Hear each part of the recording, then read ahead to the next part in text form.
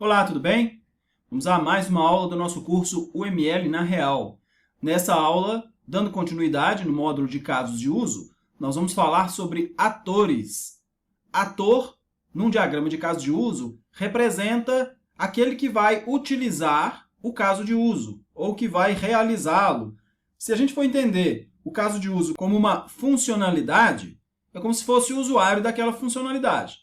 Por exemplo, se nós estamos falando de um site de venda de ingressos, um site de eventos, o usuário, um dos usuários, por exemplo, seria o comprador, ou aquele usuário que vai até o site, seleciona um evento, faz a compra de ingressos para aquele evento. Vamos começar por esse exemplo. Lembrando que nós estamos falando de um usuário humano. Nós também podemos ter usuários sistêmicos, ou seja, programas, softwares, componentes ou próprio sistema realizando alguns casos de uso. A gente vai ver um exemplo de ambos aqui. É um elemento chamado Hector. Aqui a gente não coloca o nome do ator.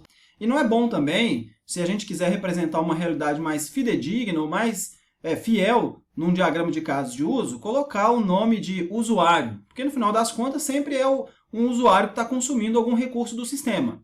Esse usuário, se a gente está falando aqui do sistema de eventos, como a gente acabou de falar, é muito melhor a gente colocar comprador, porque faz mais sentido, dá mais contexto. Então vamos colocar o nome de comprador. O que o comprador faz? Se a gente for entender que ele realiza login, então a gente vai puxar uma relação aqui de associação simples do comprador para o login. O que isso significa? Que o comprador vai consumir essa funcionalidade ou vai usar essa funcionalidade. Só que vamos supor que no nosso sistema, para que realize-se busca de eventos, o usuário não precisa necessariamente estar logado. Imagina que você entrou num site qualquer, não vou citar nomes aqui para não fazer publicidade, mas imagina que você entrou num desses sites que nós temos hoje de compra de ingressos. E aí você apenas quer realizar busca de eventos. Você não quer realizar um login. Você não é um usuário cadastrado, não é um usuário logado. Mas você também pode realizar o login se você for um usuário logado, certo? Então a gente tem que fazer um outro ajuste aqui, que é também associar o usuário comprador ao caso de uso buscar eventos. Por quê? Como a gente acabou de falar, no nosso contexto aqui, vamos supor que ele pode buscar eventos sem estar logado e ele pode realizar login para depois fazer outras coisas. Vamos deixar os outros casos de uso aqui como estão. À medida que a gente for avançando nesse módulo, a gente vai melhorando. Vamos entender que nós temos também, e por exemplo, apenas para contextualizar, alguma funcionalidade batch, ou seja, funcionalidades assíncronas que rodam baseado em alguns critérios, que rodam numa malha de execução ou numa sequência de execução de coisas específicas. E essa rotina batch, ela vem de algum site parceiro que, através dele, é possível fazer, por exemplo, parceria para doações de evento. Por exemplo, imagina que eu tenho uma produtora de eventos, sou afiliado a um determinado site e sempre eu tenho uma cota de ingressos para poder pagar para os meus clientes no site que a gente está modelando aqui. E vamos supor que, baseado nisso, essa rotina batch, que é de um sistema terceiro, não está no nosso domínio, ela vai acessar direto a nossa funcionalidade de realização de pagamento, que é essa aqui. E vamos supor que esse site ou essa plataforma vai fazer uma integração via API ou qualquer coisa do tipo. E esse site parceiro chama Produtora de Eventos Ventura, que é meu sobrenome. Não é um ator humano, certo?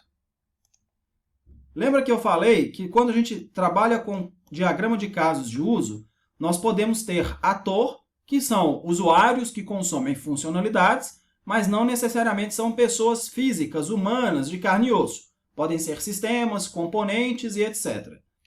Como que a gente diferencia isso? Para quem faz os diagramas com um pouco mais de rigor, a gente muda a cor da cabecinha desse bonequinho de palitinho. Então, aqui eu vou passar essa cabecinha para preto. Opa. Só para criar algum padrão. Significa que todo usuário que tiver a cabecinha preta é um ator sistêmico. O que tiver a cabecinha branca ou meio amarelada, como tem aí nessa ferramenta, ele é um ator humano. Então, a produtora de eventos Ventura, que tem uma carga de ingressos para comprar para seus usuários, ela compra direto no sistema, e não através de um fluxo de selecionar o evento, fazer o login, comprar ingressos e fazer o pagamento. Vamos supor que ela já faça apenas o pagamento direto. Então, fora do nosso domínio, ela entra direto fazendo a realização de pagamentos. Isso é apenas para a gente poder contextualizar e exemplificar um ator sistêmico utilizando um caso de uso fora da fronteira do nosso sistema. E aqui embaixo a gente tem o nosso App Mobile Validador. Vamos entender que esse App Mobile é imagina que você está chegando no evento, nesse evento tem uma série de portarias ou bilheteria, ou coisa do tipo, e lá nós temos uma série de pessoas com um smartphone na mão, e esse smartphone, através da câmera, lê o ingresso digital que a nossa plataforma envia para o usuário que compra, através desse caso de uso, enviar ingresso digital. O cliente, aquele que comprou o ingresso, vai chegar na porta do evento com aquilo impresso ou com aquilo direto no smartphone, e essa pessoa que está lá na bilheteria, ou está na fila, ou está lá na portaria, ela vai pegar um smartphone, vai colocar e vai ler um QR Code, ok? Quem que vai operar esse smartphone que tem essa aplicação de validação de ingresso? Vamos supor que seja um segurança. Nesse caso, nós vamos ter um ator aqui que é o segurança do evento. A gente vai colocar aqui segurança do evento. E vamos supor que essa aplicação vai ser distribuída para todos os produtores de evento que utilizarem a sua plataforma, tá? Então, a gente associa ele aqui também. Pode parecer pouco relevante para alguns o fato da gente ter que colocar vários atores, colocar o nome do ator ao invés de usuário, mas isso, na minha opinião, é relevante, porque quando nós estamos fazendo a concepção, a ideação de um sistema que vai solucionar algum problema de negócio, dependendo de quem for utilizar, faz toda a diferença. Por exemplo, verifiquemos aí a parte da aplicação web de venda de ingressos. Se a gente está começando a contextualizar que nós temos, de um lado, um comprador, que é um usuário de internet, que entra no site, busca um evento, a gente vai pensar nesse perfil de usuário.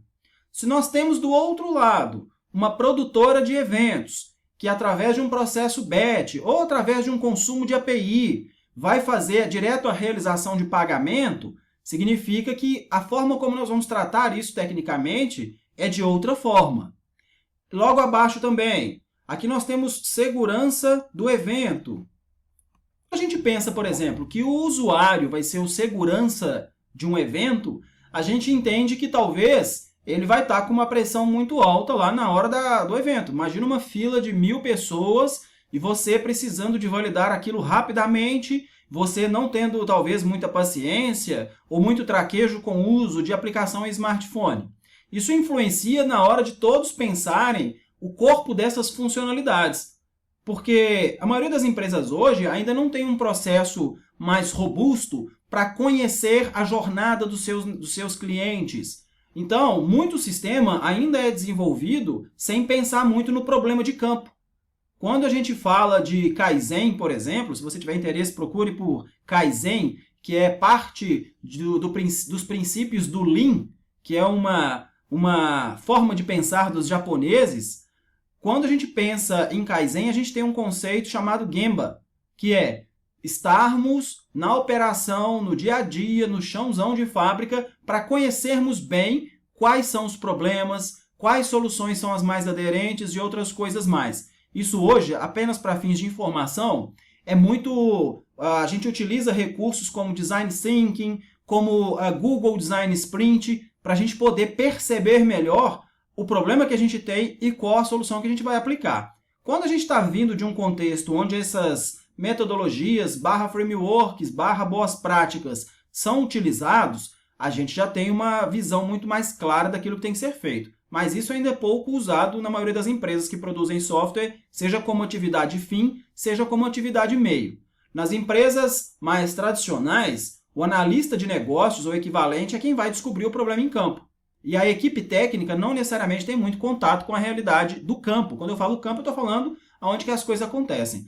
Então, o que a gente pode dar de contexto dentro de um diagrama, mesmo que vai ser um diagrama feito apenas na parede, depois vai se bater uma foto, é legal porque diminui aquilo que a gente chama de gap semântico, que é a distância entre aquilo que a gente tem que fazer versus aquilo que a gente fez. A gente deixa essa distância mais curta, garantindo mais qualidade na aplicação.